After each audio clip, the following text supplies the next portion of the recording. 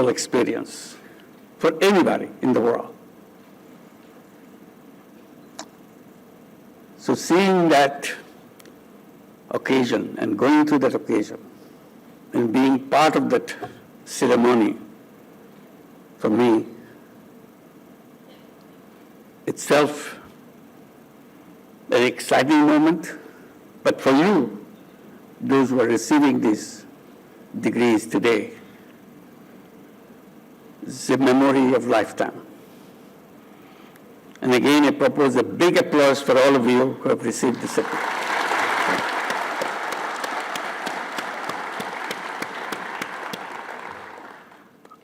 And I feel particularly thrilled coming here in this institute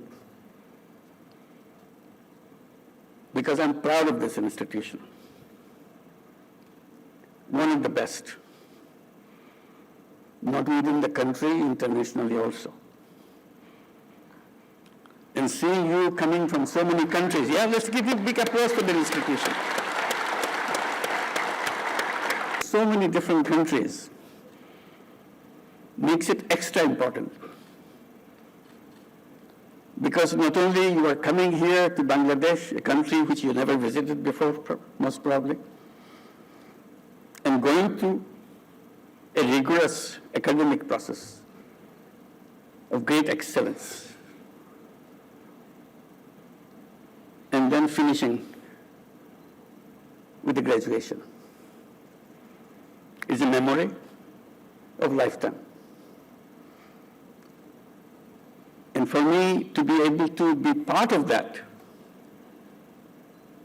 is also a memorable event to see you all. While you are in Bangladesh, I'm sure you have familiarized yourself with the country. While you're going through your preparations, your studies for the coursework that you are doing, which is a routine thing, anywhere you go, you'll go through that with great dedication and commitment. But you are lucky being here in Bangladesh at a time when Bangladesh was going through a tremendous transformation,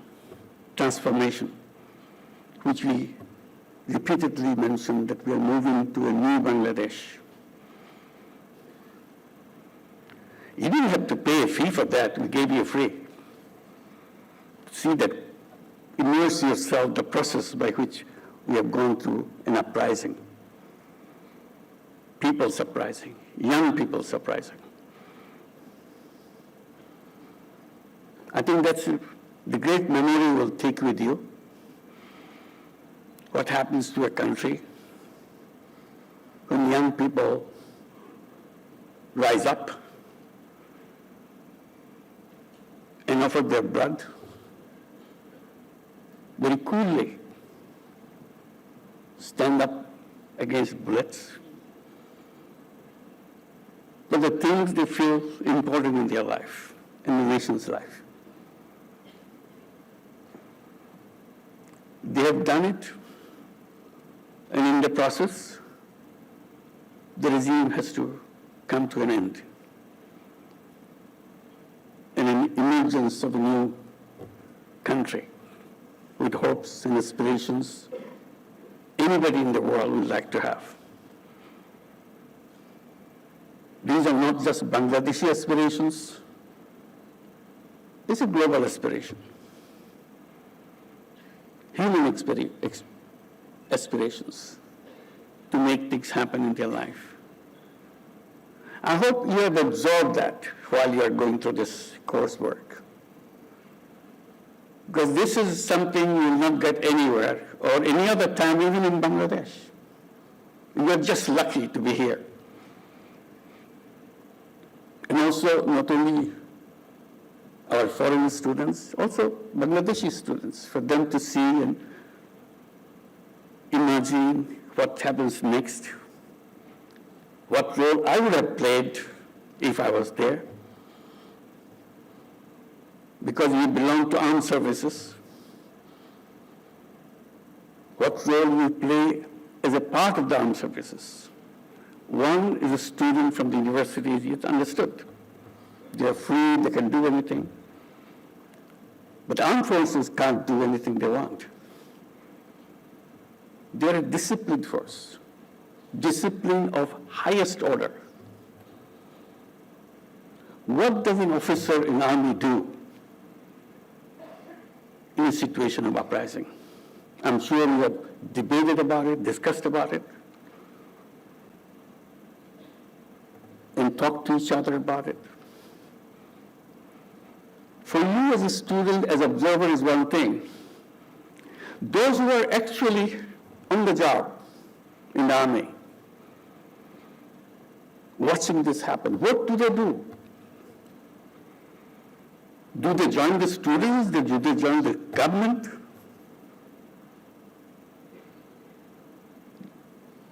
They fall apart in deciding where should they stand.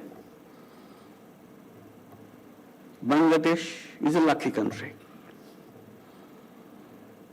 All the armed forces, the entire rank and file, under the leadership of their leaders, stay committed to the people. As a result, it came to an end very quickly. Ending is one thing. Ending doesn't solve everything. It creates new problems to settling down. What role army plays in it? You are torn apart in debating, discussing, mulling over the whole thing. What do? Every day is a new situation. But lucky for Bangladesh, their armed forces stood together all the way. And that's why we could move forward with the implementation, all the aspirations and hopes of the nation. Because their armed forces stood behind them. So I want to thank the armed forces of Bangladesh and their leaders for making this very quick decisions to stay with the people. Can we give a big applause for our army and for their leaders and all the rank and file, every single person who is serving in the army, and all the armed forces and the police forces. It's not easy. It's an extremely difficult thing to do. Because your slightest mistake can blow away everything. You are torn apart, whether you are doing the right thing or you're doing the wrong thing. And there are so many advisors freely available. Everybody saying this way, that way, this way. When Bangladesh armed forces stood firm, interim government decided to continue to bring law and order with the support from the police and armed forces. It was not easy either.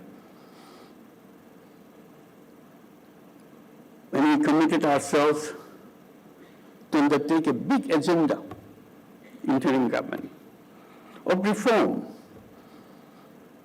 the simple thing said we are not going back to where we are coming from. Then it's useless for all this bloodshed and sacrifices and the sacrifices of life and the limbs, families losing their sons and their daughters or getting maimed. Unless we build the country of our dream. So that was the process of reform. So we undertook a big project of reform. We know what to do. Reform is one thing, but to know what exactly has to be done so that we don't make mistakes again. Then the question of trial. Those who have done this terrible thing to us must be brought to the justice. So they were brought to the justice. Then the election. So now the time for election, we are looking forward to it. And we announced the date for February, first half of February. Again, we need the support from our armed forces, from our police, law enforcing agencies, all types, because it is a big undertaking coming from an uprising, moving to an election, which is a very peaceful kind of celebration, mood of happiness and being together, still expressing their own desires and aspirations. So this is the task. I'm narrating on this because you have got all these things as you are here, those who are from other countries. This experience you will carry with you. And also I hope the students who are attending the courses here also analyze what's happening. And keep in mind how to decide on your role, what you would have done in a situation like that. So again, this is a great learning process. This institution, this time, you are lucky to have all this in one go. So I congratulate you for that. I hope all our nations will pursue the path so that the desires of the people are reflected in the work of their governments. I thank you for giving me this opportunity to be with you. Now let me read out the written speech, which will be brief. Bismillahirrahmanirrahim, advisors, excellencies, service chiefs, distinguished guests, commanding faculty members, and other officers of a staff college, and my dear graduating officers of the staff college. It is an immense pleasure to be present at the graduation ceremony of the Defense Services Command and Staff Course 2025. The heartiest congratulations to all the graduating officers. I pay my deepest respect to the brave martyrs of the Liberation War, whose sacrifice has earned us an independent and sovereign Bangladesh. At the same time, I express my deepest homage to the martyrs and the exude from the July uprising 2024, whose sacrifice has proved us with the historic opportunity of building a new Bangladesh, free from oppression and inequality. Ladies and gentlemen, the Defense Services Command and Staff College, the oldest tri-service institution of Bangladesh, and I must say an outstanding institution of Bangladesh, stands as a distinguished symbol of excellence. This esteemed institution boasts a proud legacy of shaping future leaders. And I just mentioned how they have been producing those leaders who stood in front of an uprising and took the right decision.